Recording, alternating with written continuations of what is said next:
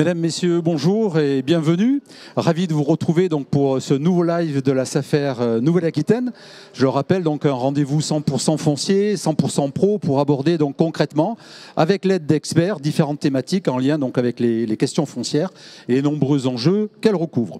Un webinaire organisé exceptionnellement depuis le plateau, vous l'aurez remarqué, d'AgriWeb TV, donc la Web TV de l'agriculture régionale, qui est installée donc au cœur du Salon de l'agriculture Nouvelle-Aquitaine, qui se tient, je le rappelle, donc jusqu'au 26 mai dans le cadre de la Foire internationale de Bordeaux. Donc au menu du jour, le financement de l'installation en agriculture, comment s'y prendre donc pour financer son projet, à qui s'adresser pour y voir clair dans ce qui pourrait ressembler à un dédale, quels sont les différents types d'aides mobilisables, quels sont les financements bancaires et non bancaires possibles, et puis enfin comment se faire aider pour accéder au foncier. Donc avec nos intervenants, nous reviendrons tout d'abord donc sur l'importance d'un bon accompagnement et le soin à apporter donc dans la construction et la présentation de son projet. Puis nous tenterons donc d'apporter un éclairage le plus concret, le plus précis possible sur l'ensemble des dispositifs qui peuvent participer donc au financement de l'agriculture. Donc sans plus attendre, j'ai le plaisir d'accueillir nos invités du jour, donc Éléonore Daly, Sylvain Gioux et Pierre Trijard. Éléonore Daly, bonjour. Bonjour. Vous êtes animatrice donc du PAIT Gironde, autrement dit le point accueil, installation, transmission, au sein de la Chambre d'agriculture de la Gironde. Ravi de vous accueillir. Merci. Sylvain Gioux, bonjour. Bonjour. Vous êtes référent installation au sein du Crédit Agricole Centre-Ouest. Je précise que vous intervenez notamment donc sur le département de la Haute-Vienne, département et territoire d'élevage par excellence. Ravi de vous accueillir également. Pierre Trijard, bonjour. Bonjour. Vous êtes conseiller foncier donc à la SAFER Nouvelle-Aquitaine. Je précise actuellement que vous êtes en charge d'une mission de tutorat au sein donc de cette SAFER pour accompagner les nouveaux collaborateurs et futurs conseillers fonciers. Ravi de vous accueillir également. Merci. Alors je rappelle à nos internautes que pendant toute la durée donc, de ce webinaire, vous pouvez réagir donc, via le chat qui est à droite de la fenêtre de votre écran. Posez vos questions et nous en prendrons donc, un certain nombre à la fin donc, de cet échange. Je reviens vers vous, donc Éléonore Daly. Oui. Je rappelle que vous êtes animatrice donc, du PAIT Gironde, le point accueil, installation, transmission au sein de la Chambre d'agriculture de la Gironde. Le PAIT, c'est la bonne porte d'entrée, quels que soient les profils, quelles que soient les natures de projets qui sont proposés par les porteurs de projets. Exactement. Dès qu'on a un projet d'installation, en gros, le premier rendez-vous se fait au point accueil, installation, transmission, qui est tenu donc, par une chambre d'agriculture chez nous en Gironde, mais ça peut être d'autres structures aussi sur d'autres départements. Cette porte d'entrée, elle permet d'être accueilli, d'être écouté, d'être informé et orienté. Donc c'est vraiment la première chose à faire. La porte d'entrée, c'est le point accueil installation. En Gironde, juste je précise, deux façons de pouvoir rentrer dans le point accueil installation, soit par des sessions collectives, donc des réunions d'information qui ont lieu tous les mois à la Chambre d'agriculture, soit en rendez-vous individuel. Et c'est le PAIT et vous-même qui allez faire le lien avec l'ensemble des autres intervenants, le banquier, la SAFER et d'autres encore, la MSA j'imagine. Oui, alors nous on oriente vers les personnes ressources. Le point accueil installation c'est vraiment le départ. Donc ça veut dire que le projet est encore à construire, encore à réfléchir. Mais effectivement on donne les noms des personnes ressources pour pouvoir être accompagnés plus tard sur des choses plus spécifiques. Mais bien sûr qu'on parle de la MSA, bien sûr qu'on parle de la SAFER, bien sûr qu'on parle des banquiers. On parle de tous les partenaires, tout du paysage agricole. Lorsqu'on a préparé cet échange, vous m'avez dit, et j'ai retenu ça, pour mener à bien son projet, il faut anticiper le plus possible, se donner du temps. Ouais. C'est le mot-clé, anticiper. Il faut vraiment préparer son projet. Au-delà de l'anticipation, c'est vraiment la préparation, c'est-à-dire être suffisamment confort en termes de compétences. Donc ne pas hésiter à se former, à prendre du temps, faire de l'expérience de salariat, du stage, etc. Il faut mener à bien sa réflexion, donc rencontrer beaucoup de gens, beaucoup de partenaires, réfléchir à tout ce qui concerne les outils de production qu'on va utiliser dans son exploitation, le foncier, les bâtiments, quel type d'investissement, ma commercialisation, mon financement, on en parlera longuement tout à l'heure, mais voilà, il faut faire le tour de la question, le tour du projet, et ça c'est aussi le rôle du point accueil installation, de pouvoir éveiller à ça et faire avancer les porteurs de projets dans leur réflexion. Merci pour ces premières précisions, Éléonore Daly, donc animatrice du PAIT Gironde. Sylvain Gioux, donc je rappelle que vous êtes référent installation au sein du Crédit Agricole Centre-Ouest. Éléonore vient de le dire, hein, pour bien financer son projet, si je comprends, il faut d'abord bien le préparer, le mûrir, se donner du temps. Est-ce à dire que selon vous, la qualité du porteur de projet, le projet lui-même, ça passe devant la qualité du business plan, la rentabilité comme critère d'analyse de la demande de financement ? Totalement. Aujourd'hui, l'aspect humain est prédominant sur l'installation, alors sur plusieurs choses, mais aujourd'hui, on fait face à une grande hétérogénéité des profils de jeunes installés, de futurs installés. Donc, on sort un petit peu du cursus traditionnel à avoir des jeunes, des futurs porteurs de projets qui sortent de l'école agricole. Aujourd'hui, on a une variété de profils, des gens qui ont eu une expérience professionnelle auparavant, qui cherchent à se reconvertir. Donc, aujourd'hui, le parcours, l'expérience est prédominante sur cet aspect humain.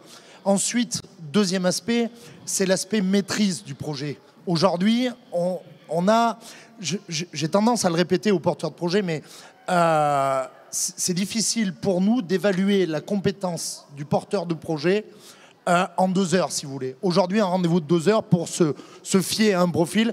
Donc moi, je dis aux jeunes que j'installe aujourd'hui, je leur dis, voilà, il faut que vous nous montriez, que vous maîtrisiez votre projet sur le bout des doigts, parce qu'on n'a que très peu de temps pour se faire une idée, en fait. Savoir se vendre. Exactement, savoir se vendre. Être dynamique sur la présentation. C'est-à-dire que le projet d'installation, c'est quelque chose qui s'est mûri sur plusieurs mois, voire plusieurs années. Donc, il faut qu'ils nous montrent qu'ils maîtrisent leur sujet sur le bout des doigts. Il n'y a pas de piège. On veut juste chercher à savoir s'ils maîtrisent bien leur projet. L'étude du business plan, donc ça vient après finalement. Oui, exactement. Elle vient entre guillemets en dernier lieu, l'étude du prévisionnel et tout ce qui est aspect rentabilité. On va s'attarder, donc la première partie à l'humain et la deuxième partie à l'exploitation. Est-ce que je reprends du foncier nu? Est-ce que je reprends une exploitation? Donc il y a tout ce qui rentre en ligne de compte, que ce soit l'aspect foncier, l'aspect bâtiment et l'aspect cheptel, s'il y a élevage ou non. Merci Sylvain pour ces premières interventions. Pierre Trijard, donc, conseiller foncier à la SAFER Nouvelle-Aquitaine, donc en charge du tutorat des nouveaux collaborateurs et futurs conseillers fonciers. Alors bien sûr, aujourd'hui, on parle financement du projet, financement du foncier. Il faut quand même rappeler, Pierre, et on ouvre une petite parenthèse avant d'aborder la question du financement, qu'il y a d'autres moyens pour accéder au foncier. Quelles sont les solutions que la SAFER Nouvelle-Aquitaine mobilise justement pour accompagner les porteurs de projets sur l'accès au foncier en dehors de la partie achat en tant que telle, puisqu'on va la traiter ultérieurement? Oui, juste refaire un petit focus. Aujourd'hui, la SAFER Nouvelle-Aquitaine donc, accompagne des porteurs de projets. Historiquement, le métier de conseiller foncier était plutôt orienté sur l'arbitrage des dossiers. Et aujourd'hui, on se rend compte qu'on va de plus en plus loin, notamment sur le financement. Chose qu'on va aborder par la suite, puisqu'on pense souvent au faire-valoir direct, mais il y a également d'autres sources de financement mobilisables. On pense notamment aux prêts bancaires, quand on n'a pas les fonds disponibles, à l'entrée d'investisseurs, de propriétaires bailleurs ou de foncières, qu'on verra un petit peu plus tard dans le débat. D'accord. Donc ne pas forcément toujours raisonner avec la perspective d'acheter son foncier, le faire valoir direct, c'est une possibilité, mais il y a aussi tout ce qui touche effectivement les possibilités de fermage. Éléonore Daly, donc je reviens vers vous, animatrice du PAIT Gironde. Oui. Quand on regarde les statistiques de l'installation en agriculture, on voit qu'elle distingue installation aidée et non aidée. Est-ce que vous pouvez nous rappeler brièvement ce que sont les critères qui déterminent le fait d'entrer dans le cas d'une installation aidée ou, à contrario, non aidée? Alors, pour parler des chiffres, d'abord, en Gironde, l'installation aidée, ça représente entre 40 et 50 dossiers par an. Et l'installation non aidée, c'est à peu près l'équivalent, voire un peu plus. Donc on a un peu plus de 100 installations par an, dont un peu moins de la moitié qui est aidée. Les installations aidées, ça correspond à aller chercher ce qu'on appelle la DNJA, la dotation nouvelle et jeunes agriculteurs, qui est un dispositif national et qui est géré en région. Donc après, il y a des critères d'entrée pour pouvoir accéder à cette DNJA. Alors il y en a plusieurs, je vais pas peut-être, je vais les énumérer mais rapidement. Rapidement. Ouais. Voilà. Donc il y a le diplôme et ou l'expérience, il y a l'âge, il y a le fait de faire un plan de professionnalisation personnalisé, il y a l'atteinte du revenu disponible en année 4, puisque les engagements jeunes agriculteurs c'est sur 4 ans. Donc là pareil dans le prévisionnel, il faut que les feux soient au vert. Et puis, il faut être éco-schéma de niveau 2 ou 3. Donc ça, c'est une exigence environnementale qui est apportée au dossier d'installation. Donc ça, c'est les critères d'entrée de la DNJA. Et donc, non accès à cette DNJA que les gens qui ont jusqu'à 40 ans sur 2 volets et 55 ans sur un seul volet d'aide.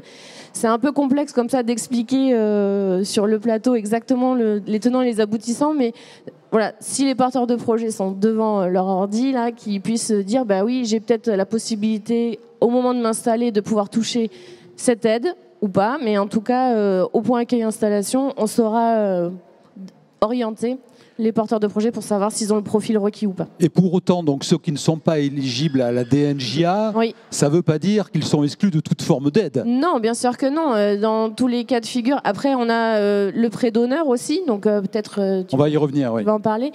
Donc je ne m'étends pas, mais après là, on a aussi des subventions. Enfin, il y a toutes les strates en fait.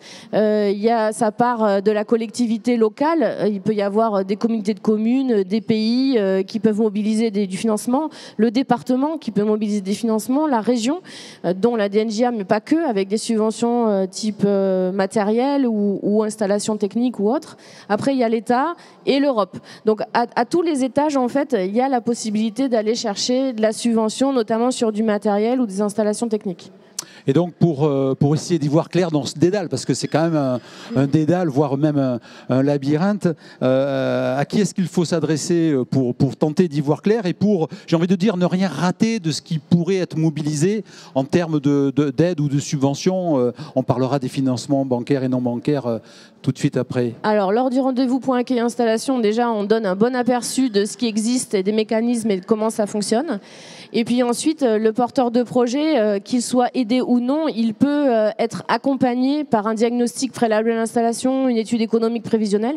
Là, il y a des experts qui sont là, des conseillers qui peuvent les accompagner et qui vont les prévenir en disant tiens, en ce moment, par exemple, il y a un appel à projet de la région sur ce type de financement, de subvention possible par rapport à tel ou tel investissement. C'est à ce moment-là que sera balayé les potentialités d'aide. Exactement, lorsqu'on construit le projet, qu'on construit l'étude économique prévisionnelle, on va regarder aussi, parce que la subvention, elle fait partie du mode de financement de l'investissement. Donc, on a du crédit bancaire, on peut avoir de l'autofinancement, etc. Mais on peut aussi avoir une partie subvention qui, dans certains cas, peut être aussi...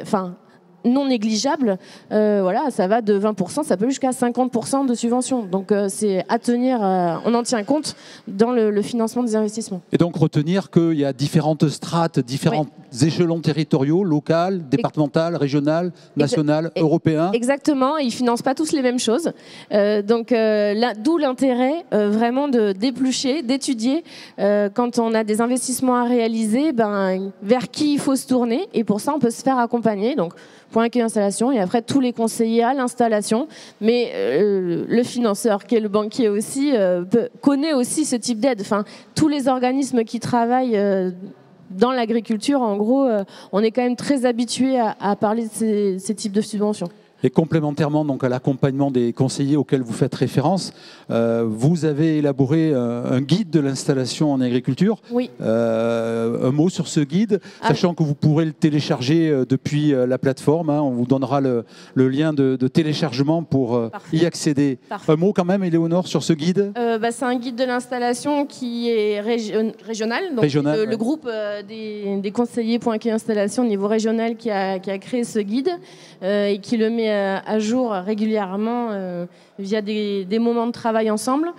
C'est un guide qui est accessible depuis le site internet de la région, de la chambre régionale d'agriculture. Et puis voilà, il est téléchargeable, on peut le lire, on le distribue quand les personnes viennent au point accueil installation. Donc il y a beaucoup de choses, beaucoup d'éléments en fait dans ce guide et c'est une vraie bible pour le porteur de projet. Merci Éléonore pour cet éclairage. Sylvain, je rappelle donc Sylvain Gioux, je rappelle que vous êtes référent installation au Crédit Agricole Centre-Ouest.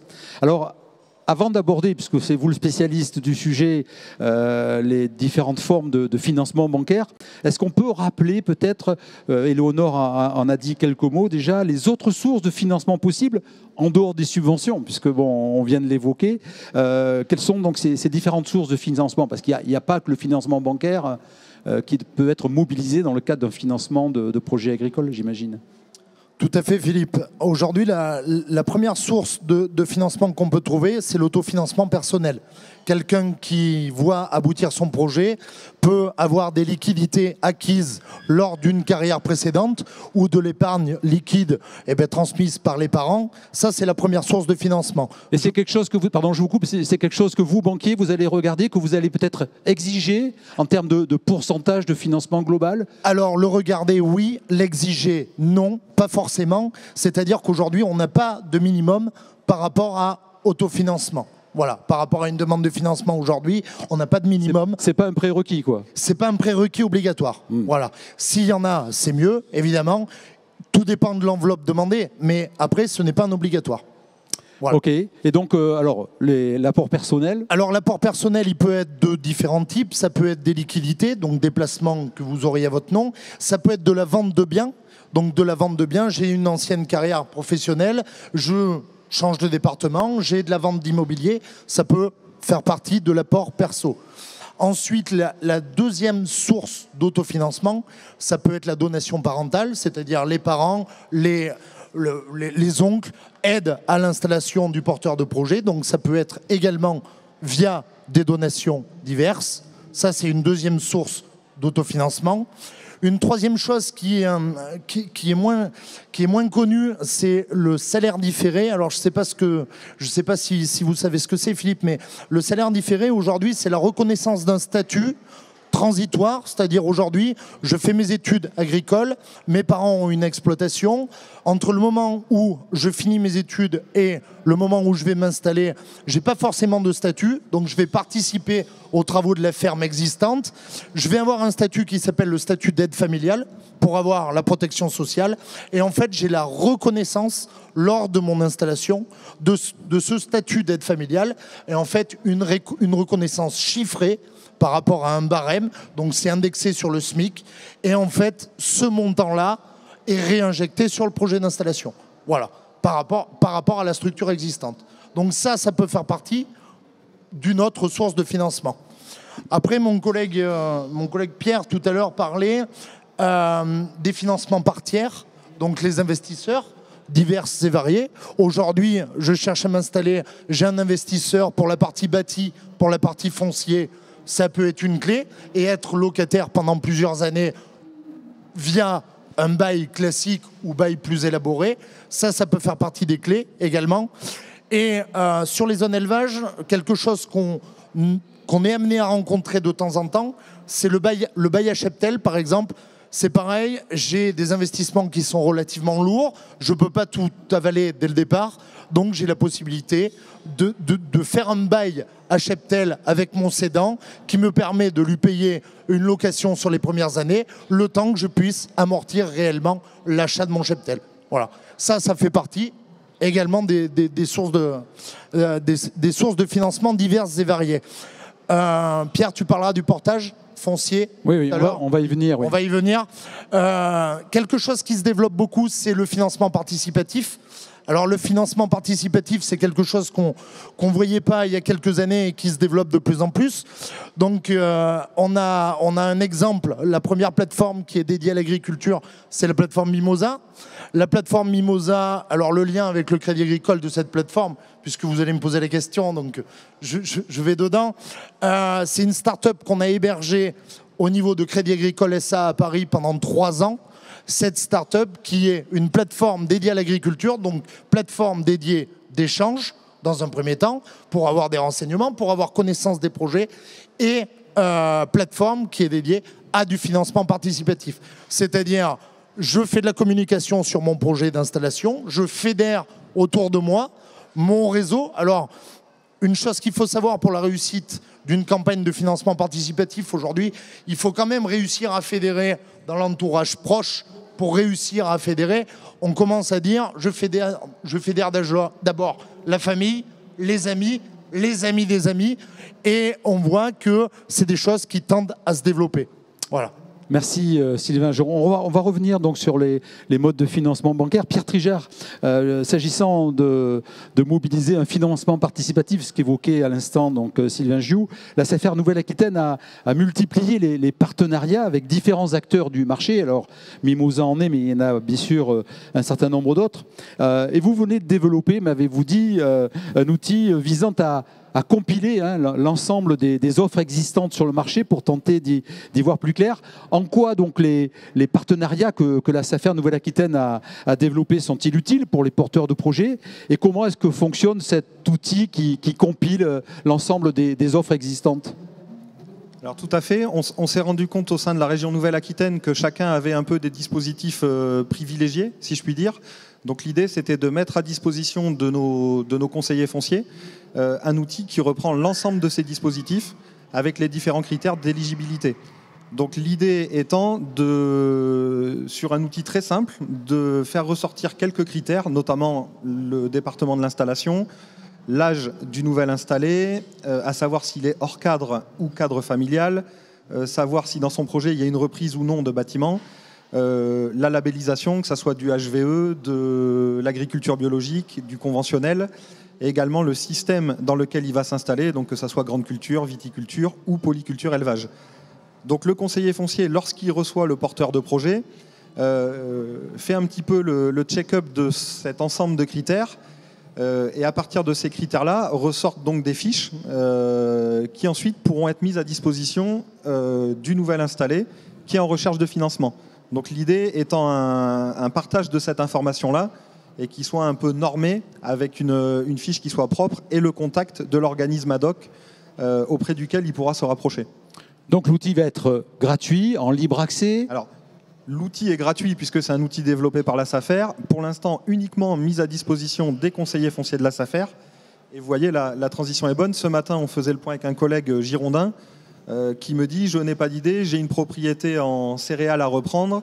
Le jeune n'est financé que sur 60 hectares. » Et finalement, on a trouvé quasiment la solution en direct. Et il va se rapprocher du jeune et de l'organisme en question pour pouvoir faire une première rencontre. Donc c'est très opérationnel et c'est assez simple d'utilisation pour le conseiller foncier. Et s'agissant des plateformes de financement participatif, l'outil est exhaustif sur l'ensemble de l'offre, ou vous avez uniquement traité avec les structures qui sont en partenariat avec la SAFER Nouvelle-Aquitaine ? Alors pour être exhaustif, je pense qu'il y en a qui se créent à peu près tous les jours. Donc oui. C'est chose quasi impossible.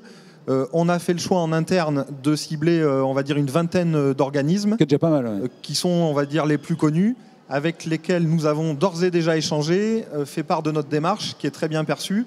On a validé ensemble l'ensemble des critères d'éligibilité.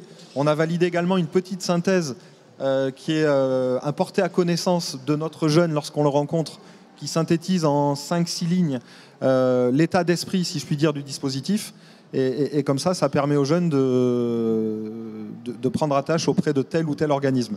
Donc si j'ai un projet et que je suis intéressé pour aller vers un financement participatif, il faut se rapprocher du conseiller foncier de la SAFER ? Il faut se rapprocher de toute façon du conseiller foncier de la SAFER, puisque là, on est bien dans l'état d'esprit que le jeune est candidat à l'acquisition du foncier ou à l'installation sur une propriété dans le cadre d'un projet de reprise. Donc il a déjà fait la démarche d'être candidat auprès de la SAFER pour l'attribution du foncier. Et ensuite, on met à la disposition cet outil que je peux qualifier de supplémentaire aujourd'hui, qui vient en complément de ce qu'on va voir dans un second temps. Il a un nom, cet outil, ou pas encore ? Alors, il s'appelle Safinance. C'est pas très original. mais terriblement efficace. Terriblement efficace. Pour compléter, le financement participatif, ça s'adresse aussi aux gens qui ont déjà du foncier mais qui ont un projet d'installation et qui peuvent se tourner vers les plateformes Mimosa, Bluebees, enfin bref, toutes celles qu'on connaît pour pouvoir aller chercher un peu de sous supplémentaires. Et certaines sont plus ou moins spécialisées suivant les secteurs de production, oui. Parce que je pense au domaine viticole, il y en a qui sont spécifiques sur ces secteurs de production-là en particulier. On ne va pas citer de nom, hein, mais voilà, il y a une offre qui est... On a une idée d'ailleurs sur le plan statistique de ce que représente le financement participatif dans le financement de l'agriculture, ou ça reste encore embryonnaire? Je pense, enfin moi j'ai pas de chiffres, mais je pense que c'est le début. Et puis les financements participatifs, au début c'était beaucoup du don avec contrepartie. Aujourd'hui ça s'ouvre au crédit. Les citoyens prêtent à des futurs agriculteurs. Donc ça c'est un peu nouveau. Donc à mon avis, il faut attendre un petit peu avant d'avoir des chiffres. Oui, on en est au début, mais bon, des outils comme SaFinance vont permettre aussi de porter à connaissance et de donner des pistes complémentaires en matière de financement. Vous vouliez rajouter quelque chose, Sylvain Géou? Oui, juste en termes de montant, on a quelques exemples sur des projets où des gens ont été capables d'aller monopoliser des sommes allant de 5 à 10 000 euros sur du financement participatif. Ouais. Donc des choses qui peuvent permettre de payer les frais sur de l'acquisition de foncier ou autre. Ça doit s'envisager comme un complément financement aux autres sources de financement. Exactement. Les autres sources de financement, donc on en vient au financement bancaire parce que ça reste quand même le cœur du réacteur, hein, si j'ai envie de dire. Quelles sont les grandes catégories de prêts bancaires qui sont possibles pour financer les projets agricoles? Parce que tout à l'heure, on parlait accès au foncier, on parlait investissement dans du cheptel, du bâtiment. J'imagine qu'il y a toute une panoplie d'outils bancaires pour répondre à des besoins très spécifiques. Mais alors c'est très simple. Aujourd'hui, il existe deux catégories de prêts bancaires. Alors on va parler en termes d'échéance et en termes de durée. On va avoir une grande catégorie d'emprunts. Ce sont des prêts court terme, donc sur des durées inférieures à 12 mois. Donc court terme qui sont là pour financer plusieurs objets. L'objet principal, c'est du cycle de production. Les avances aux cultures. Les avances aux cultures, exactement. Des financements d'appro, ces choses-là. Quelque chose qui fait partie intégrante donc des financements court terme, c'est les court terme TVA. Aujourd'hui, il faut savoir que sur 100% des projets, aujourd'hui, il y a 95% des gens qui sont assujettis à la TVA. Donc, il faut savoir que les financements d'investissement moyen terme sont des financements moyen terme hors taxe. Et le système d'avance de TVA se fait par le biais de court terme. Donc ça, c'est la première grande catégorie, financement de court terme. La deuxième grande catégorie, c'est les financements de moyen terme aux investissements. Je le rappelle, donc sur des financements en hors taxe pour les gens qui sont assujettis en TVA. Et là, donc on va du financement moyenne durée, donc entre 13 mois et 60 mois, donc ça va être de la faible durée, et on va jusqu'à 20 ans sur des objets qui diffèrent. Donc aujourd'hui, c'est assez simple et assez lisible. Lorsqu'on va financer du foncier, aujourd'hui, on a la possibilité d'aller sur de la durée longue, donc d'aller jusqu'à 20 ans. Aujourd'hui, sur du bâtiment, on va plus être sur du financement d'infrastructures, donc à 15 ans. De la trésorerie à l'installation en moyen terme, donc du fonds de roulement réellement, va plutôt se financer sur 10 ans. Et ensuite, vous trouvez donc sur les zones élevage du financement de cheptel, donc sur de la vache. Aujourd'hui, par exemple, on va pouvoir aller jusqu'à 15 ans. Sur du mouton, on va pouvoir aller jusqu'à 10, 12 ans. Voilà. Et après, sur les financements courte durée, entre guillemets, c'est le financement du matériel. Et là, encore une fois, il faut être relativement logique par rapport à tout ça. Financement de matériel d'occasion, on ne peut pas excéder une durée supérieure à 5 ans. Et sur du matériel neuf, donc normalement, la norme, c'est 7 ans. Mais aujourd'hui, on arrive à faire varier cette norme par rapport au montant d'investissement qui ne cesse d'augmenter. Mais c'est plutôt par rapport à un usage. Je vous donne un exemple. Un financement de tracteur, aujourd'hui, à 150 000 euros, c'est par rapport à un usage. Est-ce qu'on le finance sur 10 ans? S'il fait 500 heures par an, pourquoi pas? S'il fait 1500 heures par an, on sait pertinemment que le tracteur sera renouvelé avant que le prêt soit fini de payer. Donc des durées qui varient suivant l'objet du prêt. Oui. Plus ou moins court, moyen ou long terme. Oui. Un mot peut-être sur... alors je sais que c'est très volatile, mais c'est très, très impactant sur l'équilibre de l'exploitation et sa rentabilité, sur les taux aujourd'hui. Vers quoi on va? Parce que bon, on a connu une augmentation des taux importante qui est un véritable frein. Oui. Aujourd'hui, les choses semblent doucement se revenir à quelque chose de plus normal. On va dire que les choses tendent à revenir à des choses plus normales au niveau des taux. Donc après une période assez tumultueuse, on va dire, sur 2022 et 2023, au niveau des taux, ce qu'il faut savoir, c'est que on a des offres, donc l'offre, elle est nationale. On va dire qu'on a un tronc commun qui se décline dans différentes caisses régionales. Aujourd'hui, pour vous donner un ordre d'idée au niveau des conditions financières, lorsqu'un client installé emprunte 1 euro à base 100, un JA va emprunter grossièrement ce même euro à base 50. Pour vous donner un ordre d'idée. JA aidé, hein? JA aidé ou non aidé. Ou non aidé. Voilà, moi je parle de ma caisse régionale en l'occurrence, de la caisse régionale Centre-Ouest, mais on ne fait pas le distinguo entre un JA aidé et non aidé. Voilà, c'est un nouvel agriculteur. Exactement. C'est important de le préciser.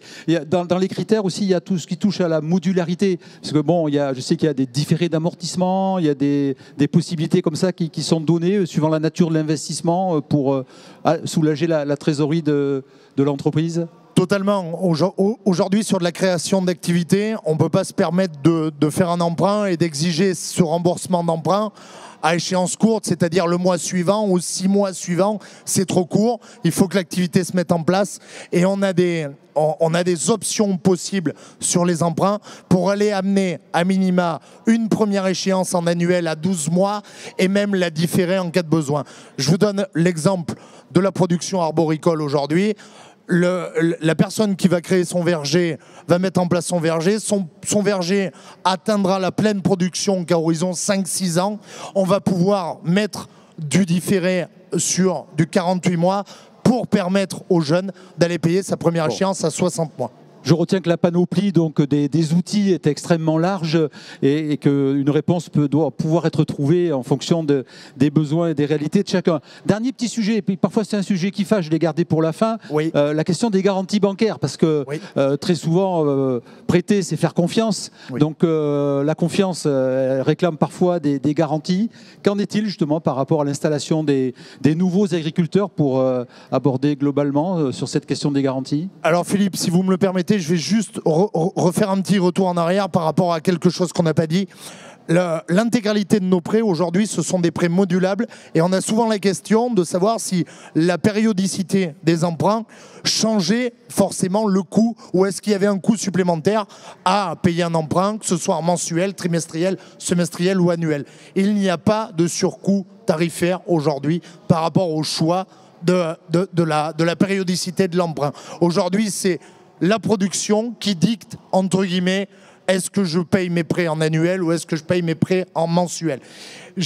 L'intégralité des prêts sont modulables. On a la possibilité de faire varier les échéances à la hausse ou à la baisse en fonction du démarrage de l'activité. Je démarre très très bien mon activité.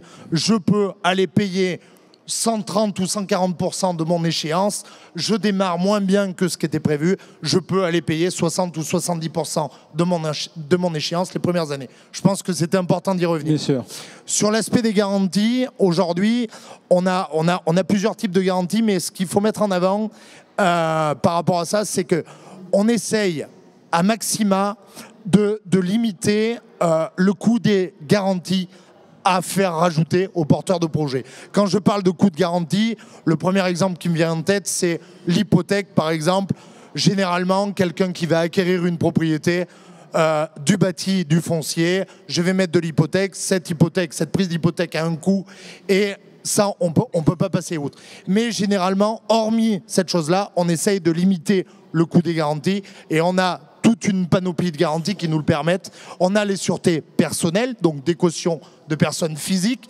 J'attire votre attention sur le fait que c'est quelque chose de gratuit, la caution de personnes physiques. On a les cautions de personnes morales. La région Nouvelle-Aquitaine, avec le processus Alternat, en est un brillant exemple. Depuis 2020, donc, la région Nouvelle-Aquitaine a créé un fonds de garantie publique qui permet à la banque d'être garantie à 80% sur une durée max de 10 ans. Et c'est une garantie aujourd'hui par rapport... Alors, bien sûr, il y a des critères... Il y a des critères d'éligibilité, mais c'est quelque chose qui coûte 0 aux porteurs de projet. Donc, à maxima, on essaye de réduire le coût des garanties exigées aux porteurs. Réduire au maximum et ne pas faire que ça devienne un empêchement pour faire aboutir le projet. Exactement. On va retenir ça, Sylvain Gioux, merci. Dernière séquence donc, de ce webinaire consacré avec vous, Pierre Trigard, donc, au financement de l'agriculture, de l'installation de l'agriculture.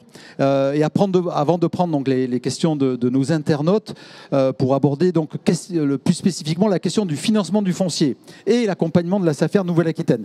Alors la SAFER donc, a mobilisé, comme pour le financement participatif, plusieurs partenariats, plusieurs dispositifs, mais elle pioche aussi dans ses fonds propres pour accompagner le financement de l'agriculture. Est-ce qu'on peut faire un petit tour d'horizon rapide, Pierre, de ces différents dispositifs, à commencer peut-être par la capacité de la SAFER à stocker du foncier pour pouvoir ensuite, ultérieurement, une fois que les porteurs de projets se présentent, leur mettre à disposition ?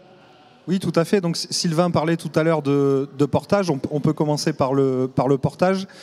Il se décline auprès de 2 collectivités, donc via la région, le portage via la région Nouvelle-Aquitaine et le portage via le conseil départemental. Donc, au sein de la Nouvelle-Aquitaine, nous avons 2 départements qui sont en capacité de nous accompagner dans les procédures de portage. Les 2 départements donc, sont la Gironde et le département de la Dordogne. On a également un dispositif qui est peut-être moins connu, qui s'appelle le stockage. Donc le stockage, il se fait exclusivement avec l'aide de la région Nouvelle-Aquitaine. Donc là, on n'a pas forcément le porteur de projet en capacité de s'installer sur la propriété, et on fait plutôt le pari, dans le cadre d'une cession plutôt globale d'une exploitation, qui est plutôt cohérente, de stocker avec l'accompagnement de la région Nouvelle-Aquitaine.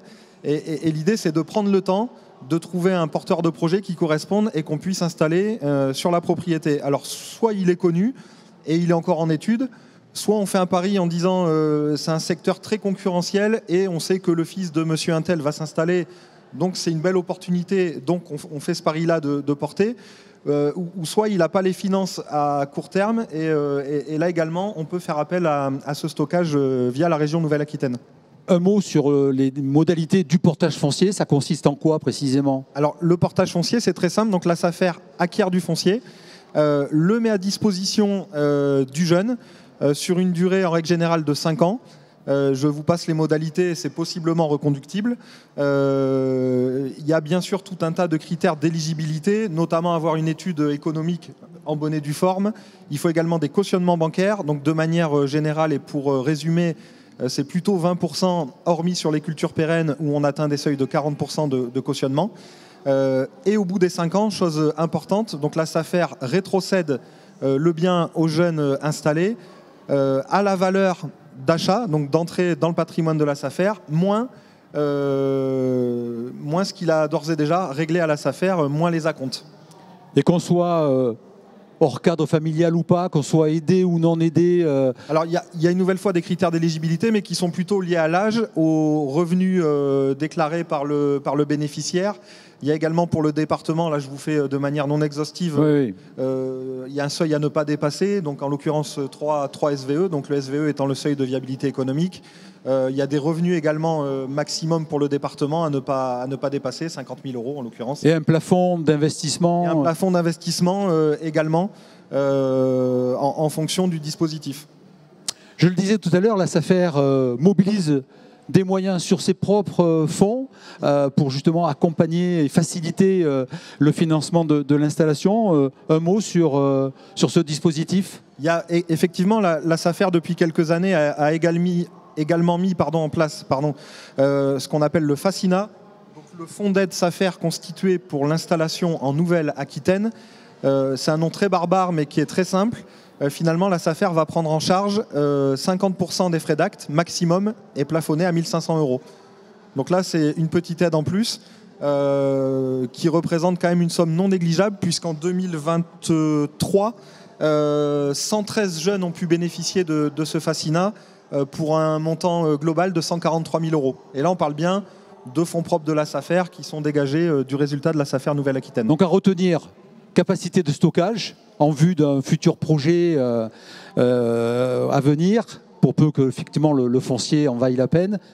Capacité donc de portage avec l'aide de la région, des départements. Je crois même d'ailleurs qu'il y a certains organismes économiques qui peuvent venir en appui, parce que j'ai mémoire de CAF coopératives, voire de groupes coopératifs généralistes qui mettaient la main à la poche pour faciliter ce portage. Il y a effectivement, quand on part du principe du portage de la région, il y a notamment des choses qui viennent s'annexer au portage de la région. On pense notamment à Océalia, oui, qui est une grosse coopérative bien connue de tous. Du nord de la Nouvelle-Aquitaine ? Plutôt du nord, mais qui peut intervenir aussi sur nos territoires, c'est pour ça qu'on en parle. Ou Océalia, en complément du portage adossé de la région Nouvelle-Aquitaine, est en capacité de porter 200 000 € supplémentaires avec une prise en charge de 50% des frais financiers. On a également la SCAR, donc la Société coopérative agricole bergeracoise, qui s'inscrit un petit peu dans le même process qu'Océalia, avec pareil une capacité de 200 000 € et un plafonnement à 50% des frais financiers. Ouais. Et on peut également citer, juste pour conclure, sur le portage avec plus au niveau départemental, des CAF coopératives également qui se sont adossées. Alors que ça soit CAF coopérative, puisqu'on parle de vin, mais également coopérative agricole de manière plus générale. Tout ça rentre dans la stratégie du jouant collectif que la SAFER Nouvelle-Aquitaine essaye d'initier à travers ses différents partenariats. Donc stockage, portage et le dispositif Facina, donc sur les fonds propres de la SAFER. Il est précisément 14h10, il nous reste à peu près 5 minutes pour prendre... Vous vouliez rajouter quelque chose, Éléonore ? Non, je vois le micro à la main, prêt à bondir. Donc 5 minutes pour prendre quelques questions. Alors, je n'ai pas mes lunettes, mais j'arrive à lire quand même un peu. Question peut-être pour vous, Éléonore. Qui finance donc la DNJA à Saint-Fonds UE FEADER? J'imagine que oui. Non, c'est la région et l'Europe. La région et l'Europe, d'accord. Donc, ouais. Mais c'est quand même à l'origine, c'est des fonds européens qui sont complétés par la région? Alors, je ne suis pas spécialiste d'où vient l'argent exactement, mais ce que je sais, c'est que l'enveloppe est redistribuée aux régions, en tout cas, et que les régions gèrent leur enveloppe pour leur propre région. Après, l'origine exacte... Mais c'est la région qui gère la... Qui gère la DNJA au sein de sa région. Okay. C'est pour ça d'ailleurs que depuis qu'on parle de DNJA et plus de DJA, c'est qu'aujourd'hui, chaque région, en fait, a sa propre DNJA. Donc, si quelqu'un vient me voir au point accueil installation et me dit « je veux m'installer en Occitanie », sur la région Occitanie, les critères en fait, de la DNJA ne seront pas les mêmes que pour la région Nouvelle-Aquitaine. D'accord. Donc c'est régionalisé pour tenir compte des spécificités territoriales, j'imagine. Voilà, certainement. Ok. Autre question, où en est le dispositif Élan? Alors je me tourne vers Pierre Trijard. Dispositif Élan, je crois que c'est donc une initiative nationale pour la création d'une foncière qui pourrait venir donc financer... l'achat de foncier. Alors effectivement, Élan, c'est un peu quelque chose de récurrent. On en entend parler le matin, le midi, le soir. Aujourd'hui, il n'y a rien d'efficient et de concret. Donc je ne saurais pas vous en dire beaucoup plus, si ce n'est qu'à l'heure actuelle, il n'y a pas de fonds mobilisables via ce dispositif. Et la loi d'orientation n'a pas apporté d'éclairage là-dessus? Va certainement en apporter, mais là, je ne suis pas en capacité de vous répondre. Bon, en tout cas, c'est une question peut-être que via le chat de la SAFER et le site web de la SAFER que la SAFER Nouvelle-Aquitaine pourra apporter des éléments de réponse. Qui peut-on contacter sans forcément connaître la région d'accueil pour une installation? Alors bon, ça vient contredire ce qu'on disait à l'instant. Peu importe là où on veut s'installer, à part les spécificités liées à la DNJA de la région, mais globalement, le processus lié au projet d'installation, où qu'on s'installe, c'est la même chose. Hein, la réflexion, bien sûr, les personnes ressources, je ne peux pas donner les personnes ressources de quelqu'un qui va s'installer en Ardèche. C'est logique. Mais moi, ce que je conseille aux gens, c'est là où ils habitent, ils vont au point accueil installation de là où ils habitent, prendre les renseignements généraux et voir là où il faut creuser après dans le département d'installation. Ok, merci pour cette réponse, Éléonore. Alors, on nous dit qu'on a parlé des financements participatifs bancaire et participatif, je confirme. Est-il possible de faire appel à des financements privés, investisseurs, et comment? J'imagine que oui. La réponse est oui. Aujourd'hui, toutes les sources de financement sont prenables. Il n'y a aucune difficulté là-dessus. Aujourd'hui, tout à l'heure, on a fait un petit oubli sur la présentation des sources de financement. On a même parfois l'intégration de prêts familiaux sur les prévisionnels. C'est-à-dire qu'aujourd'hui, un billet qui serait donné avec des modalités de remboursement facilitées par la famille, mais c'est intégré au prévisionnel. Donc là, aujourd'hui, par rapport à un investisseur tiers, c'est pas de... Voire des prêts d'honneur, d'ailleurs. Vous avez évoqué ça tout à l'heure. Oui, c'est vrai que tu n'as pas rebondi sur le prêt d'honneur, mais le prêt d'honneur, c'est une possibilité d'emprunter une somme d'argent à taux zéro, compris entre 5 000 et 20 000 euros, qui est accessible à toutes les personnes qui ne sont pas éligibles à la DNJA sur le volet trésorerie. Donc en gros, tous ceux qui ont plus de 40 ans ou ceux qui n'ont pas de diplôme voilà, et qui ne sont pas éligibles, ils ont droit au prêt d'honneur. La seule spécificité du prêt d'honneur, c'est qu'il faut qu'il soit adossé à un prêt bancaire classique au minimum du même montant. Et il n'y a que les agriculteurs à titre principal ou secondaire qui y ont accès, enfin, les cotisants solidaires n'ont pas accès. Je précise pour tous ceux qui ont des petits projets et qui veulent se mettre le pied à l'étrier en démarrant en cotisant solidaire pour après devenir chef d'exploitation. On va rester le pied à l'étrier parce que j'ai une question sur l'activité équestre. Est-ce que les activités équestres peuvent accéder au dispositif de portage foncier dès lors qu'ils ont des besoins de foncier? Oui, tout à fait, oui. Il n'y a pas d'activité rédhibitoire. À partir du moment où le prévisionnel est en place, à partir du moment où l'étude économique a été réalisée, il n'y a aucun obstacle à ce que ça puisse se mettre en œuvre. Merci Pierre. Éléonore, je reviens vers vous. Oui. Est-ce que le BTSA suffit pour accéder aux aides à l'installation sur la question du niveau de compétence? Oui, le niveau de compétence, c'est niveau 4, donc c'est niveau bac pro agricole ou BPREA, ce qu'on appelle. Donc BTSA, c'est au-dessus. Attention, tous les BTSA ne sont pas éligibles. Donc il y a une liste de diplômes qui sont éligibles pour rentrer dans la DNJA. Je pense notamment au BTSA GEMO, gestion et maîtrise de l'eau, ou bien gestion et protection de la nature. Ces deux types de BTSA ont été sortis de la liste. Donc il faut faire attention, il faut joindre son point accueil installation pour savoir si le diplôme il est bien éligible ou non. Merci Éléonore. Je reviens vers vous Pierre. On nous demande est-ce qu'il y a des limites de stockage lorsque vous décidez de stocker en termes de valeur des biens qui sont destinés à être stockés dans un premier temps? Oui, bien sûr. On parlait tout à l'heure de plafonds. Et il y a effectivement des plafonds en fonction du partenaire avec lequel nous allons travailler. De mémoire, le maximum requis, c'est 400 000 euros en fonction du partenaire requis. Bon, donc c'est précis. Effectivement, on peut pas stocker sans limite. Si un porteur de projet vient nous voir en disant il faut que vous financiez, enfin que vous stockiez pour 1 million d'euros de foncier, ça sera pas faisable. Alors c'est une question pour tous les trois, je ne sais pas si vous êtes parfaitement au courant. Est-ce que de nouveaux dispositifs de financement sont-ils prévus dans le projet de loi agricole dont on parle tant aujourd'hui? À ma connaissance, je ne sais pas pour l'instant. Bon. Ben écoutez, si on a des éléments via le site web de la SAFER Nouvelle-Aquitaine, on essaiera d'apporter donc des précisions sur cette actualité-là. Il est 14h17, on est en léger dépassement, mais on a quand même tenu le timing. Il me reste donc, on est arrivé au terme de ce webinaire, il me reste à vous remercier tous les trois, Éléonore Dallier, donc Sylvain Giou et Pierre Trijard. Merci donc vivement de votre collaboration. Merci à vous tous, puisque aujourd'hui vous étiez plus de 265 inscrits. Vous pouvez retrouver donc l'intégralité de nos échanges grâce au replay donc sur la chaîne YouTube de la SAFER Nouvelle-Aquitaine.